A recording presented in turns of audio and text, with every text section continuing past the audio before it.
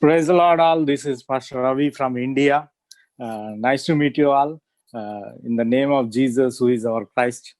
Today it is our lecture number 11, Christ, and it is very important, for which we have been gathered here. And this is the source of the human life, who retained their life again, His image and in His glory through the Christ. The essence of the problem of man is of three things we can see: the Satan, sin, and separation from the God. If we see the Satan, uh, the problem of man is not physical, it is a spiritual. So from Satan, if you see in Genesis 3:1, tell us from the beginning, now the serpent was more crafty than another beast of the field that the Lord God had made. He said to the woman, did God actually say you shall not eat of any tree in the garden? So you see the Satan is the originator of the problems. He was the cause, he was the deceiver to lose hold of the covenant. Because of Satan, we are lose hold the covenant. And number two, if you see sin, in Genesis chapter 3:6, when the woman saw that the tree was good for food and that it was a diligent to the eyes, and that the tree was to be desired to make one wise, she took of its fruits and ate, and she also gave some to her husband. If you see here, there are two things: Genesis 2:9 and Genesis 3:6. Actually, God made all the fruits for good for food and good for seeing. But when Eve was deceived by the Satan in Genesis 3:6, this fruit was seen as good for food when she was deceived. Uh, so even though the eating the fruit was violating the covenant, thus the sin came from Satan. Also, Satan and the sin, because of that, we are separated from the God. Also, God and man were disconnected after this. In Genesis 3:24, if you see, after he drove the man out, he replaced on the east side of the garden, Eden, cherubim and a flaming sword flashing back and forth to guard the way to the tree of life. Here we see that there is a separation between man and God. Why? Because of sin. Why? Because of Satan. So then because all the problems arose from this, as we can see in Genesis 3:16 to 24, what had happened. All family problems, economical problems, health problems, all this come because we are separated from the God. And God knows this. God knows that we cannot solve all these problems by our own. That is why God promised the Messiah to the mankind in Genesis 3:15. And also it was promised about the Isaiah 9:6 to 7, tell about the role of the Messiah. If you see Isaiah 9:6-7, uh, for to us a child is born, to us a son is given, and the government will be on his shoulders, and he will be called Wonderful Counselor, Mighty God, even Everlasting Father, Prince of Peace. And 7, of the greatness of his government and peace there will be no end. He will reign on David's throne and over his kingdom, establishing and upholding it with justice and righteousness from that time on and forever. The zeal of the Lord Almighty will accomplish this. So here and in many other verses, we can see the promise of the Messiah, which means the anointed one, will be the solution to all the problems. The problem of Satan will be solved, the problem of sin will be solved, and the problem of being separation from the God will be solved. And all this happened through only one individual, the Messiah, Christ. Messiah is the word Hebrew name which means anointed one. And the Christ is also same name, but it is in Greek. Greek. The Christ comes from the word Greek. The both mean the same. So in Hebrew, Messiah, and in Greek, it is Christ. They mean same things, that is the anointed one. And what is anointed one? Are very meaning Names are very meaningful. Anointed one means someone with oil over their head. It means God separated them or God has chosen them. They were special people. There are three jobs, three offices only were anointed in order to be the Messiah. First one was the king. If you read the 1 Samuel 10:1, the Samuel took a flask of olive oil and poured it on Saul's head and kissed him, saying, Has not the Lord anointed you ruler over his inheritance? Here we see the first king being established, and the role of the king was to protect the people and make war against other tribes. They were the protectors of their people. And in 1 Samuel 16:13 says, so Samuel took the horn of oil and anointed him in the presence of his brothers. And from that day on, the Spirit of the Lord came powerfully upon David. Samuel then went to Ramah. David, when he was made king, he was anointed king. He was anointed king. In other words, he was named as a king.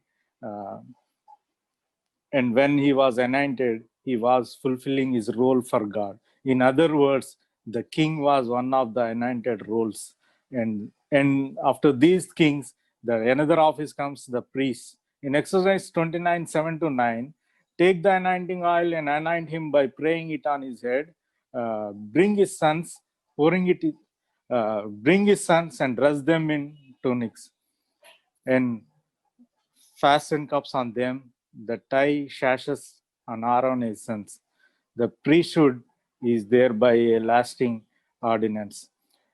Then you shall ordain Aaron and his sons. So priests, the sons of Aaron, were also anointed with oil. It signifies that they start their ministry as the priests.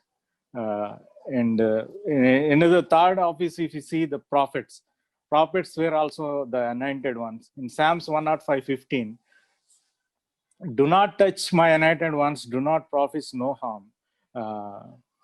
Do my prophets no harm. Here, do not touch my anointed ones, prophets, means my prophets are anointed ones.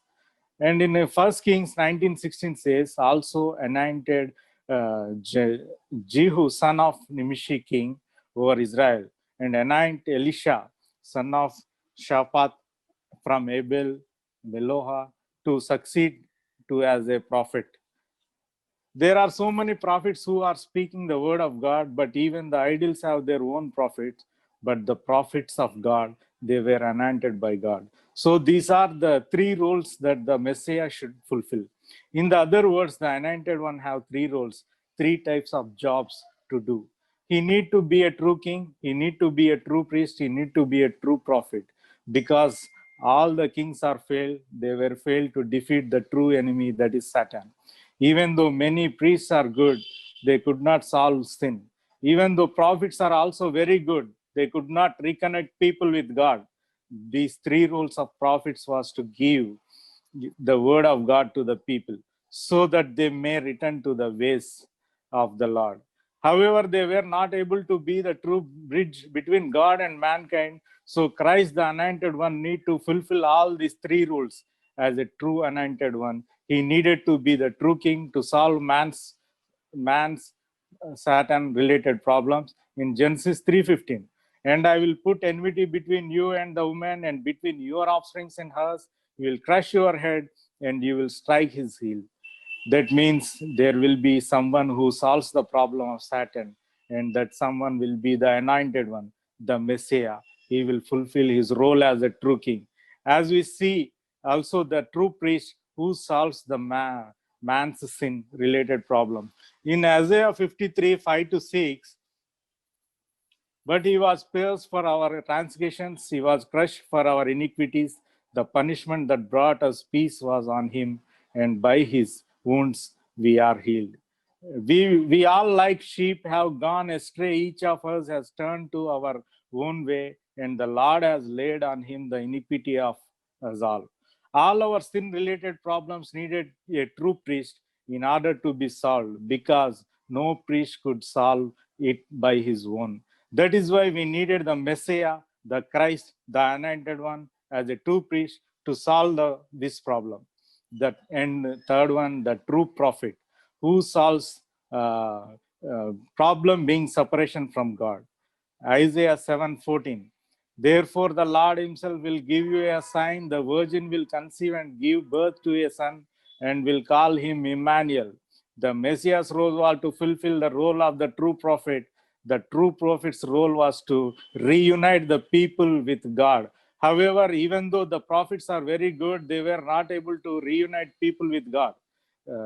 they were not be able to make perfect link between people and God. So we need a true prophet who could be the true link, true way to meet God. So only the Christ, the Messiah, could solve all of this. Christ is the role to be played in order to this fulfillment. In 1 Corinthians 1:24, it says, but to those whom God has called, both Jesus and Jews and Greeks, Christ the power of God and the wisdom of God. So Christ is not only a name, he is the power and wisdom of the God. And in 1 Corinthians 10:4, if you read, and drank the same spiritual drink from the spiritual rock that accompanied them, and that rock was the Christ. So in the Old Testament, we see Israelites drinking from the rock when Moses struck the rock. But this rock, according to the verses, was accompanying the Israelites throughout all the deserts, and this rock was Christ. Christ is the rock. In 1 Corinthians 15:22, for as in Adam all die, so in Christ all will be made alive. As Adam in the cause of death, Christ is the cause of life. That is why the Christ is called the second Adam. And in Ephesians 1:10, it says to be put into effect when the times reach their fulfillment, to bring unity to all things in heaven and on earth under Christ. Under the anointed one, all things in heaven and earth will be put together. This was the word of the Christ. And in Colossians 2:2, my goal is that they may be encouraged in heart and united in love, so that they may have the full riches of complete understanding, in order that they may know the mystery of God, namely Christ. The Christ is not only the power and wisdom of God, not only the rock, not only life, not only he is uniting things in heaven and earth, he is mystery of the God. He is the secret of God, most valuable thing of God that he has been given to us. In Colossians 3:11, here there is no Gentile or Jew, circumcised or uncircumcised, barbarian, citizen, slave or free, but Christ is all and is in all. Christ is salvation. Christ means the true king, the true prophet, and the true priest who can solve the main problem of mankind. Christ is the true king who will defeat Satan. Christ is the true priest who will defeat sin. Christ is the true prophet who will reunite us with God. That's why God has given three offices to the Christ, and all this fulfill in one man, the Christ, the wisdom of God, the power of God, the rock of God, and the life of God. This is all leading us to the conclusion that we need Christ. Whoever it may be, we need Christ to solve our problem. The problem is not our physical problem, but it's our spiritual problem. Jesus is the one who did this. Jesus is the Christ, is our King. And if you see the Roman 8:1-2, therefore there is now no condemnation for those who are in Christ Jesus, because through Christ Jesus, the law of the Spirit who gives life has set you free from the law of sin and death. Sin was the law upon us. For us, it is not national law, it is not law implemented, but the law of sin applied to us. Law of death was over us. However, Christ has removed us from all these things. And in John 19:30, if you see, when he had received the drink, Jesus said, "The finished," and he has finished all the problems which has made us separation from the God. The sin, this problem of Satan, the problem of sin, and the problem of separation, God, all were finished on the cross. In 1 Corinthians 1:30, it is because of him that you are in Christ Jesus, who has become for us wisdom from God. That is our righteousness, holiness, and redemption. It speaks here that in Christ, in Jesus, who is the Christ, we have wisdom from God. How can we become righteous? How can we become holy? How can we get redemption? It is by being in Christ.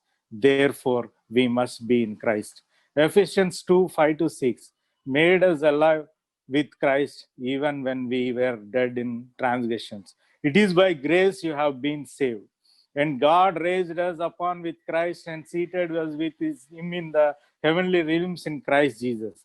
Now we are not only saved, but we are already been seated in the heavenly realms. That means our past was sin, was Satan, was death. That is solved. Our present needs, material needs, our we are solved, and our future is guaranteed, all solved in Christ. And if you see all the chapter of the Christ, he came as a Christ. He did not become Christ, but he was the Christ. From the beginning, he fulfilled the role of Christ by fulfilling all the prophecies by his death and resurrection. That is why he said, "It is finished." We must believe in this Jesus as the Christ. And if you see the Matthew chapter 16:16, Simon Peter answered, "You are the Messiah, the Son of living God." And if you see in John 4:25-26, he says, Jesus to the Samaritan woman, I am the Christ whom you are waiting for. And